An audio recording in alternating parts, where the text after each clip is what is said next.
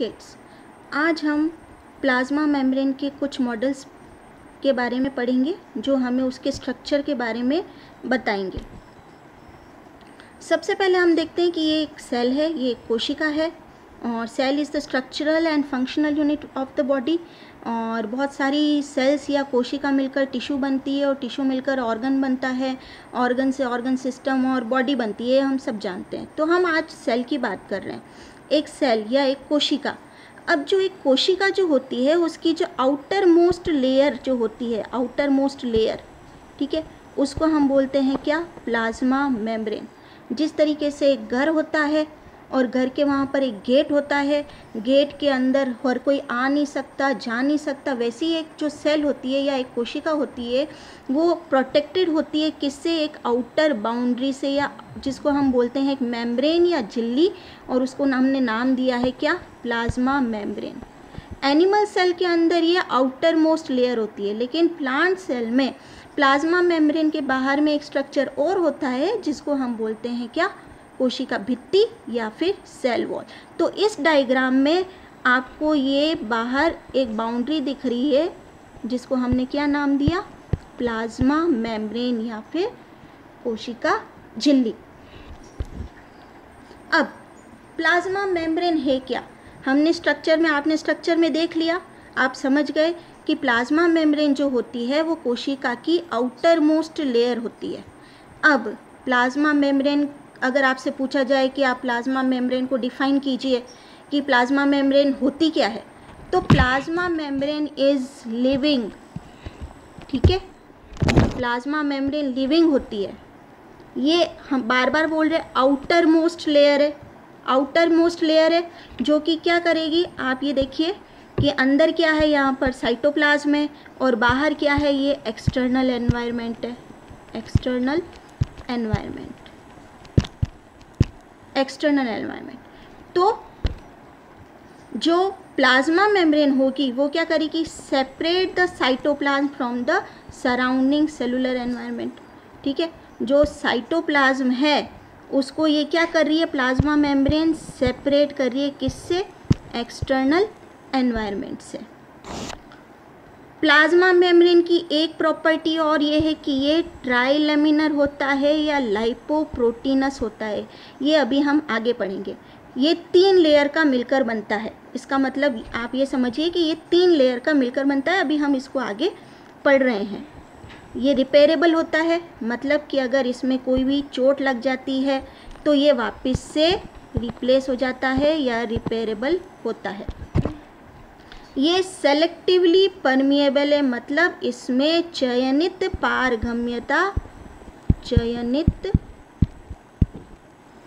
पारगम्यता पाई जाती है, सेलेक्टिवली परमिएबल है। जिस प्रकार हम घर में हर किसी को नहीं आने देते, जो पर्सन हमें लगता है कि हमारे घर के अंदर आना चाहिए वो ही हमारे घर के अंदर आता है, ठीक है, और जब हमें लगता है कि हमें बाहर जाना चाहिए तभी हम बाहर जाते हैं। तो प्लाज्मा मेम्ब्रेन भी कोशिका को जो चीज़ चाहिए या कोई मटेरियल चाहिए तो वो उसको उसके अंदर आने देती है, इसलिए हम इसको क्या बोलते हैं? Selectively permeable. Plasma membrane is selectively permeable for the cell. अब ये मैंने बताया, controls entry and exit of the molecules और आयंस। ये कंट्रोल करती है कि कौन सा मॉलिक्यूल अंदर आएगा, कौन सा मॉलिक्यूल बाहर जाएगा, ठीक है, और जनरेट करती है difference in ion concentration between the interior and exterior of the cell. Cell के अंदर और बाहर आयन कंसंट्रेशन जो होगा उसको वो मेंटेन करेंगी। अब हम हिस्ट्री, आज मैंने ये बताया था कि आज अपन मॉडल्स की बात करेंगे, तो इससे पहले हमें ये जानना ज़रूरी था कि प्लाज्मा मेम्ब्रेन है क्या, उसकी प्रॉपर्टी क्या है। तो अब हम हिस्ट्री की तरफ चलते हैं। सी नेगेली और सी क्रैमर 2 साइंटिस्ट थे, उन्होंने टर्म दी थी सेल मेम्ब्रेन कब? 1855 के अंदर। अब जो इम्पॉर्टेंट मॉडल्स हैं जो कि प्लाज्मा मेम्ब्रेन के स्ट्रक्चर के बारे में हमें बताएंगे, ठीक है, हम हिस्ट्री से और थोड़ा फ्यूचर की तरफ, मतलब लेस सिंप्लीफाइड मॉडल से हम एडवांस्ड मॉडल की तरफ मूव करेंगे। आज हम कुछ ही मॉडल्स को इंक्लूड करेंगे पहला है अपने ओवरटन मॉडल, ओवरटन मॉडल, ठीक है। ये किसने किया था? चार्ल्स ओवरटन ने। उन्होंने ये सजेस्ट किया था कि जो प्लाज्मा मेम्ब्रेन है या प्लाज्मा झिल्ली जो है वो किसकी बनी हुई है? लिपिड की बनी हुई है। आप ये ध्यान रखिएगा, अभी अपन ने थोड़ी देर पहले ये पढ़ा था कि प्लाज्मा मेम्ब्रेन ट्रिपल लेयर्ड है, ठीक है, या फिर ये लाइपोप्रोटीनियस की बनी हुई है, ठीक है। लेकिन यहाँ पर अभी चार्ल्स ओवरटन ने क्या बताया कि it is only composed of lipid, ठीक है। और उन्होंने ये बताया कि प्लाज्मा मेम्ब्रेन में कुछ जो मेम्ब्रेन है उसमें प्रॉपर्टी ऑफ ऑयल पाई जाती है। He said that thin membrane surrounding cell have property of oil, oil और ऑयल क्या है? लिपिड, ठीक है। और उन्होंने उस लेयर को क्या बोला? लाइपोइड्स, लाइपोइड्स मेड ऑफ लिपिड, ठीक है। तो अभी तक चार्ल्स ओवरटन ने हमें क्या बताया 1895 में कि प्लाज्मा मेम्ब्रेन जो है उसमें ऑयल की प्रॉपर्टी पाई जाती है और उनमें लिपिड से बना हुआ है और उस लेयर को हमने क्या नाम दिया? लाइपोइड्स, ठीक है। उसके बाद में हम नेक्स्ट लेते हैं गॉर्टर और ग्रेंडल को। गॉर्टर और ग्रेंडल ने किसका ऑब्जर्वेशन किया? उन्होंने आरबीसी के लिए प्लाज्मा मेम्ब्रेन ली, ठीक है, रेड ब्लड सेल्स, ठीक है, रेड ब्लड सेल्स की प्लाज्मा मेम्ब्रेन ली और उन्होंने ये देखा कि जो प्लाज्मा मेम्ब्रेन है वो डबल लेयर की बनी हुई है। आप ये ध्यान रखिए, हमने अभी पढ़ा था कि वो 3 लेयर्स की बनी हुई है।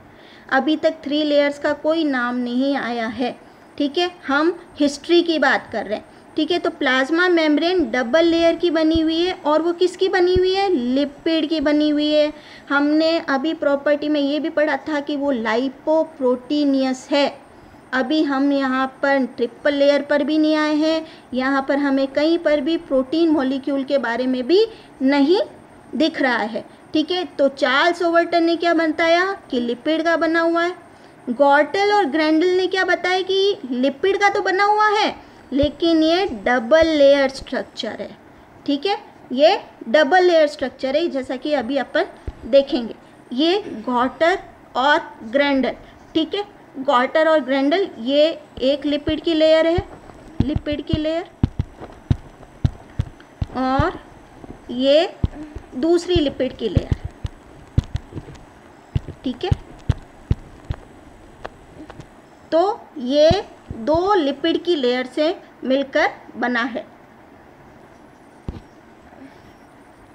They concluded that cell membranes are made of 2 opposing thin molecular layers. Opposing है मतलब अपोजिट साइड है, अपोजिट साइड है, ठीक है, इसीलिए हम इसको क्या बोल रहे हैं? अपोजिंग लेयर है, ठीक है। And they propose that this double layer is constructed that 2 lipid layer form a bilayer. ये 2 लिपिड लेयर क्या मिलके बना रही है? 2 है, इसलिए हमने क्या नाम दिया इसको? बाई लेयर, बाई लेयर, ठीक है। With the polar head groups pointing toward the aqueous environment. अब ये पोलर हेड क्या है? पोलर हेड क्या है ये हम अभी आगे पढ़ते हैं। These models did not explain the proper structure of plasma membrane. अब इसमें से आप देखिए कि अब ये प्लाज्मा मेम्ब्रेन की प्रॉपर्टी को फुलफिल नहीं कर रहा है। क्यों? क्योंकि ये लिपिड है। तो आप ये देखिए कि अगर कोई फैट मॉलिक्यूल है तो वो इसमें से पास हो जाएगा, ठीक है, ये साइटोप्लाज्म हो गया, ये एक्सटर्नल एनवायरनमेंट हो गया, ठीक है। तो कोई भी फैट मॉलिक्यूल होगा वो तो पास हो जाएगा, लेकिन क्या वाटर मॉलिक्यूल पास हो पाएगा? वाटर मॉलिक्यूल नहीं पास हो पाएगा। अब वाटर मॉलिक्यूल और वाटर सोल्यूबल जो भी सब्सटेंसेस होते हैं they are important for the cell growth, cell के लिए इम्पोर्टेंट होते हैं, ठीक है। तो these models did not explain the proper structure of plasma membrane, ठीक है। लेकिन यहाँ तक रिसर्च थमी नहीं है, अभी रिसर्च होंगी और अभी अपन को पोलर हेड के बारे में अभी आपको बताते हैं। अब आते हैं अपने तीसरे मॉडल। पहला हमने पढ़ा ओवरटन का मॉडल, ठीक है, जो दूसरा हमने पढ़ा गॉर्टर और ग्रेंडल का मॉडल, तीसरा डेवसन और डैनियल मॉडल जिसको हम लाइपोप्रोटीन सैंडविच मॉडल बोलते हैं, ठीक है। हमने क्या बोला था कि ट्राइलेमिनर स्ट्रक्चर है प्लाज्मा मेम्ब्रेन, लाइपोप्रोटीनियस है, ठीक है।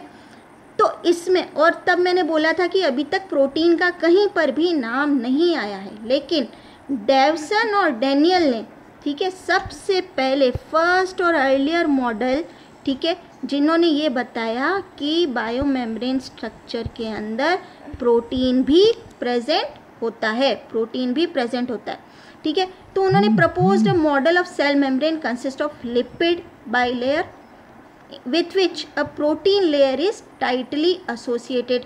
तो लिपिड बाइलेयर तो हमने देखा था अभी, ठीक है, यहाँ पर ये लिपिड बाइलेयर जो गॉटर और ग्रेंडल ने बताया था, लेकिन इन्हीं के साथ में जो प्रोटीन लेयर भी एसोसिएटेड होती है विथ इलेक्ट्रोस्टैटिक इंटरेक्शन, ठीक है।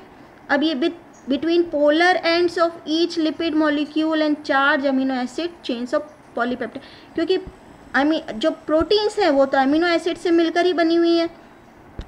अब यहाँ पर अपन स्ट्रक्चर देखते हैं। डैनियल और डेवसन ने जो बताया कि एक तो ये पहला प्रोटीन इज इंक्लूडेड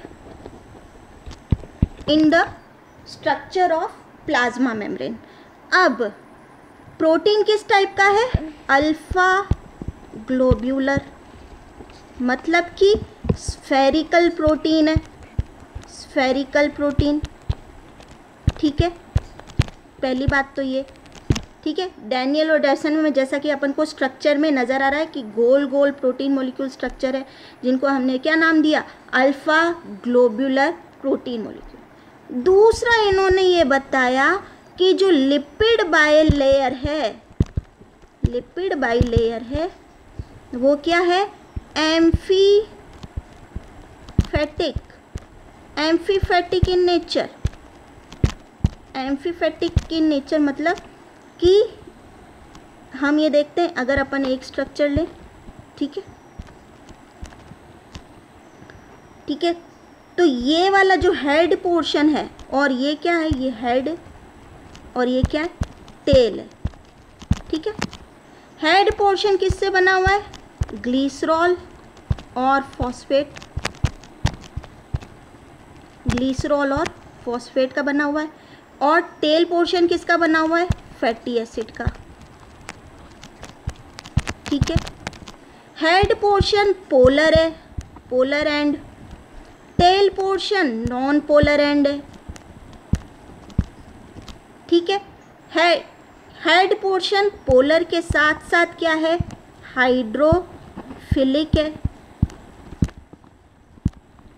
और यहाँ पर टेल पोर्शन नॉन पोलर होने के साथ साथ हाइड्रोफोबिक है, ठीक है। वापिस से समझिए कि पहला डैनियल और डेवसन के मॉडल में जो स्ट्रक्चर हमने देखा कि अब इन्होंने प्रोटीन को इंक्लूड किया, मतलब ट्राइलेमिनर स्ट्रक्चर है, ठीक है, 3 लेयर का मिलकर बना हुआ है। पहला प्रोटीन की बात करें तो अल्फा ग्लोबुलर प्रोटीन दिखे थे उनको, जो कि स्फेरिकल प्रोटीन होते हैं। दूसरा लिपिड बाइलेयर, मैंने ये स्ट्रक्चर, ये एक इंडिविजुअल देखिए आप, लिपिड बाइलेयर में एम्फीफेटिक नेचर होता है, एक हेड रीजन है, एक टेल रीजन है। हेड रीजन किसका बना हुआ है? ग्लिसरॉल और फॉस्फेट का, ठीक है। और टेल रीजन किसका बना हुआ है? फैटी एसिड का, इसलिए इसको हम क्या बोलते हैं? फॉस्फोलिपिड, फॉस्फोलिपिड, और 2 लेयर है इसलिए हम इसको बोलते हैं फॉस्फोलिपिड बाइलेयर। अब हेड पोर्शन पोलर है, टेल पोर्शन नॉन पोलर है, ठीक है। हेड पोर्शन जो है वो हाइड्रोफिलिक है, हाइड्रो मतलब वाटर, फिलिक मतलब लविंग, मतलब वाटर लविंग। और टेल पोर्शन जो है वो हाइड्रोफोबिक है, हाइड्रो मतलब वाटर और फोबिक मतलब डर, मतलब वो वाटर के साथ अपनी एफिनिटी को नहीं दर्शाता है, मतलब ये वाला पोर्शन जो है वो क्या है? Non polar, hydrophobic and, hydrophobic and, ठीक है। तो ये स्ट्रक्चर डैनियल और डेवसन ने जो हमको दिया है, ठीक है। अब उससे पहले इस मॉडल को भी प्लाज्मा मेम्ब्रेन की कुछ प्रॉपर्टीज़ हैं उनको फुलफ़िल करना चाहिए कि पहला बात कि यहाँ से फैट मॉलिक्यूल्स जो होंगे वो मूव कर लेंगे, हाँ मूव कर लेंगे फैट मॉलिक्यूल्स, ठीक है, क्योंकि यहाँ पर लिपिड की बाइलेयर है और ये फैट मॉलिक्यूल्स जो होंगे वो ट्रांसफ़र हो जाएंगे प्लाज्मा मेम्ब्रेन के थ्रू। क्या वाटर मॉलिक्यूल प्लाज्मा मेम्ब्रेन के थ्रू मूव कर पाएगा? वाटर मॉलिक्यूल क्या प्लाज्मा मेम्ब्रेन के थ्रू मूव कर पाएगा? क्वेश्चन मार्क, ठीक है। तो इसमें देखिए कि यहाँ तक, यहाँ पर प्रोटीन है, प्रोटीन से ये क्या है, ये हाइड्रोफिलिक एंड है, तो यहाँ तक तो वाटर मॉलिक्यूल आ जाएगा, लेकिन ये हाइड्रोफोबिक एंड है, तो यहाँ तक वाटर मॉलिक्यूल जो है वो पास नहीं कर पाएगा। तो ये वाली बात भी ये मॉडल जो है वो फुलफ़िल नहीं कर पाया। इसके अलावा हम क्या बोलते हैं कि plasma membrane is a dynamic structure, ठीक है, डायनामिक स्ट्रक्चर है, मतलब रिजिड नहीं है, ठीक है। इसका मतलब ये है कि जो लिपिड मॉलिक्यूल्स और प्रोटीन मॉलिक्यूल्स जो है ये दे कैन मूव, ठीक है, they can change their position. For example आप यहाँ देखिए, इस स्ट्रक्चर को हम यहाँ लेते हैं, ठीक है, तो इसमें आपको कितने प्रोटीन और कितने लिपिड नज़र आ रहे हैं? इसमें आपको 2 प्रोटीन 2p, ठीक है, और कितने लिपिड 1 2 3 4 5 6 7 8 9 10 10 फॉस्फोलिपिड मॉलिक्यूल्स आपको नज़र आ रहे हैं। तो रेशियो क्या है? 2:10, ठीक है। अगर प्लाज्मा मेम्ब्रेन में मॉलिक्यूल्स मूवेबल हैं, मतलब अपनी पोजीशन को चेंज करते हैं, तो ये रेशियो भी चेंज होता रहता है, ठीक है। लेकिन डैनियल और डेविसन इस बात की पुष्टि नहीं कर पाए, ठीक है, और उनके हिसाब से या ये मॉडल जो है ये रिजिड स्ट्रक्चर के बारे में हमें बताता है। नेक्स्ट हम देखते हैं कि सपोर्ट फ्रॉम हाई मैग्निफिकेशन, मतलब कि अब यहाँ पर आप देखिए कि यहाँ पर ये एक सेल है और यहाँ पर ये दूसरी सेल है, ठीक है। अब जो इन्होंने देखा प्लाज्मा मेम्ब्रेन का स्ट्रक्चर थ्रू किससे? इलेक्ट्रॉन माइक्रोस्कोप से। इलेक्ट्रॉन माइक्रोस्कोप से इन्होंने प्लाज्मा मेम्ब्रेन के स्ट्रक्चर को देखा। तो यहाँ पर आप ये देखिए कि ये सेल नंबर 1 है, ये सेल नंबर 2 है, ठीक है। तो हमने ये बताया था कि हर सेल किससे प्रोटेक्टेड है? एक आउटर कवरिंग से, जिसे हमने क्या नाम दिया? Plasma membrane. और डैनियल और डेविसन ने अभी तक ये हमें बता दिया कि प्लाज्मा मेम्ब्रेन जो है वो 3 लेयर से मिलकर बनती है, प्रोटीन, लिपिड एंड प्रोटीन, ठीक है, प्रोटीन, लिपिड एंड प्रोटीन। तो इसीलिए हम इसको क्या बोलते हैं? PLP या ट्राइलेमिनर स्ट्रक्चर, ठीक है। और सैंडविच मॉडल क्यों बोलते हैं?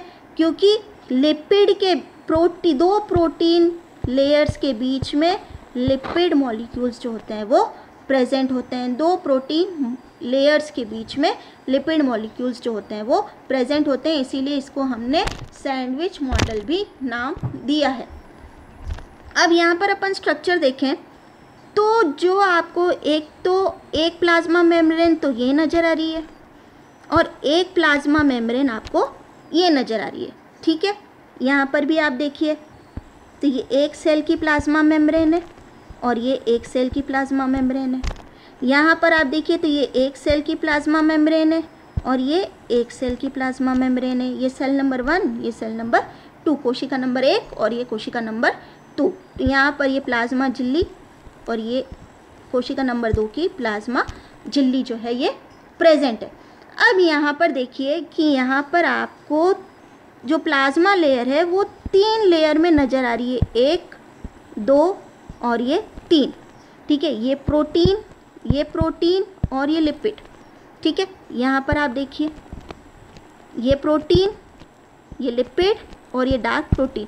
तो प्रोटीन जो है वो क्या है? ये डार्क इलेक्ट्रॉन डेंस है, ठीक है। और ये जो आपके बीच की जो वाइट लेयर है वो क्या शो करती है? लिपिड, ठीक है। ये प्रोटीन इलेक्ट्रॉन डेंस क्यों है? क्योंकि यहाँ से इलेक्ट्रॉन जो है वो पार नहीं हो पाते, इसीलिए जो प्रोटीन है वो डार्क लेयर है, ठीक है। लिपिड ये लाइट या फिर वाइट कलर में है क्योंकि ये इलेक्ट्रॉन ट्रांसल्यूसेंट है, ठीक है। तो यहाँ पर आप देखिए कि ये जो डार्क है और ये जो डार्क है, ये दोनों क्या है, लिपिड है, क्योंकि ये इलेक्ट्रॉन डेंस है। और बीच में जो लाइट कलर्ड ये किसकी है, ये लिपिड की लेयर है, क्योंकि ये इलेक्ट्रॉन ट्रांसलूसेंट है। यहाँ से इलेक्ट्रॉन जो होते हैं वो पास कर लेते हैं, क्रॉस कर लेते हैं, लेकिन यहाँ पर जो प्रोटीन की लेयर में वो इलेक्ट्रॉन डेंस है और इलेक्ट्रॉन जो इकट्ठे हो जाते हैं, इसलिए ये ब्लैक कलर की लेयर है और यहाँ बीच में जो है वो लाइट कलर की लेयर है। नेक्स्ट मॉडल हम देते हैं रॉबर्टसन मॉडल और unit membrane model. Robertson model और यूनिट मेम्ब्रेन मॉडल और आपके डैनियल और डेविसन मॉडल के लगभग स्ट्रक्चर में सेम ही है, लेकिन यहाँ पर रॉबर्टसन ने जो एक्स्ट्रा चीज़ जो बताई कि यहाँ पर आप देखिए कि वहाँ पर हमने क्या बताया था, अल्फ़ा ग्लोब्यूलर प्रोटीन प्रेजेंट है, ठीक है। यहाँ पर बीटा फिलामेंटस प्रोटीन प्रेजेंट है, बीटा फिलामेंटस प्रोटीन, ठीक है। बीटा फिलामेंटस यहाँ पर आप देखिए, यहाँ पर ये फिलामेंट्स के रूप में प्रोटीन जो होगा, वहाँ पर क्या था, स्फेरिकल था, यहाँ पर फिलामेंट्स के रूप में जो है ये प्रोटीन स्ट्रक्चर जो है वो प्रेजेंट है, ठीक है। स्ट्रक्चर में वही है कि आउटर लेयर किसकी है, प्रोटीन की, बीच में क्या है, आपके लिपिड की बाई लेयर है और वापस आपके प्रोटीन की लेयर प्रेजेंट है। इसके अलावा उन्होंने क्या बताया कि ये तीनों लेयर जो हैं वो कितनी थिकनेस की है, अराउंड 7.5 nm थिकनेस, मतलब प्लाज्मा मेम्ब्रेन की थिकनेस कितनी है, अराउंड 7.5 nm की थिकनेस।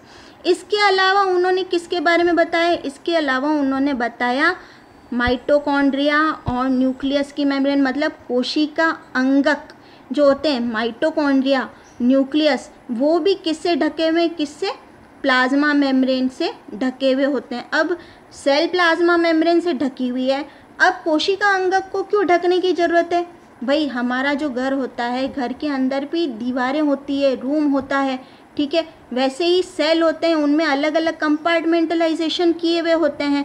माइटोकॉन्ड्रिया, अगर आप घर की बात करो तो आपको बेडरूम अलग से है, आपका लिविंग एरिया अलग से है, आपका किचन अलग से है। अगर ये दीवारें नहीं होंगी तो कोई प्राइवेसी नहीं रहेगी, ठीक है। तो माइटोकॉन्ड्रिया एक अलग है, न्यूक्लियस अलग है। माइटोकॉन्ड्रिया बोलता है कि भाई मेरे को अपना काम करना है, मुझे एटीपी का जनरेशन करना है, तो मेरे को एक दीवार चाहिए। गोल्जी बॉडी बोलता है कि भाई मुझे एक अलग से झिल्ली चाहिए, तो मैं अपना काम अलग से कर पाऊँगा। लाइजोसोम बोलता है मुझे एक अलग झिल्ली चाहिए, मैं अपना काम करूँगा। न्यूक्लियस बोलता है मुझे एक अलग झिल्ली चाहिए। तो सेल के अंदर भी कंपार्टमेंटलाइजेशन है और ऑर्गेनल्स जो हैं या कोशिकांग जो हैं वो भी किससे ढके हुए हैं, प्लाज्मा झिल्ली से ढके हुए होते हैं। यहाँ पर अब वही प्रॉपर्टीज़ वापस से कि पहला तो ये कि फैट मॉलिक्यूल्स तो पार हो जाएंगे, ठीक है, इस प्लाज्मा मेम्ब्रेन से, लेकिन वाटर मॉलिक्यूल्स का क्या, वाटर मॉलिक्यूल्स का क्या, वाटर मॉलिक्यूल्स यहाँ तक तो पार हो जाएंगे, लेकिन यहाँ पर क्या है, ये हाइड्रोफोबिक एंड है। हाइड्रोफोबिक एंड मतलब ये पानी से इनको कोई लगाव नहीं है, तो पानी को ये गुजरने नहीं देंगे, और पानी सेल की ग्रोथ के लिए बहुत ही ज़रूरी है, ठीक है। इसके अलावा डायनेमिक नेचर, डायनेमिक नेचर, अब डायनेमिक नेचर में आप वापस यही देखिए कि यहाँ पर कितने लिपिड मॉलिक्यूल्स है, 6 लिपिड मॉलिक्यूल्स हैं, ठीक है, 6 फॉस्फोलिपिड मॉलिक्यूल्स, ठीक है। और प्रोटीन के आपने ले लिया फॉर एग्जांपल 12 प्रोटीन, क्योंकि ये फिलामेंटस है इस टाइप से, ठीक है, इस टाइप से फिलामेंटस लेयर है, ठीक है। तो अब अकॉर्डिंग टू एक dynamic structure of plasma membrane, जो प्रोटीन और लिपिड मॉलिक्यूल जो है वो अपनी स्पेस या अपनी जो जगह है उसको चेंज कर सकते हैं, ठीक है। ये एक फ्लोरोसेंट टैगिंग के थ्रू पॉसिबल हुआ है, जिसमें कि एक को रेड कलर कर दिया, एक प्लाज्मा मेम्ब्रेन को, एक सेल की प्लाज्मा मेम्ब्रेन को रेड कलर कर दिया और एक सेल की प्लाज्मा मेम्ब्रेन को ग्रीन कलर कर दिया। फिर जब दोनों को फ्यूज़ किया गया तो जो कलर डिस्ट्रीब्यूशन है red green red green red green इस टाइप का दिखा। तो इसका मतलब जो प्लाज्मा मेम्ब्रेन के जो मॉलिक्यूल्स हैं दे कैन मूव, ठीक है, तो ये डायनेमिक स्ट्रक्चर शो करता है। लेकिन यहाँ पर भी रॉबर्टसन के मॉडल में भी ये लैक्यूना पाया गया कि यहाँ पर ये नहीं बता पाए कि प्लाज्मा मेम्ब्रेन के जो मॉलिक्यूल्स हैं they can move from one place to another. Thank you.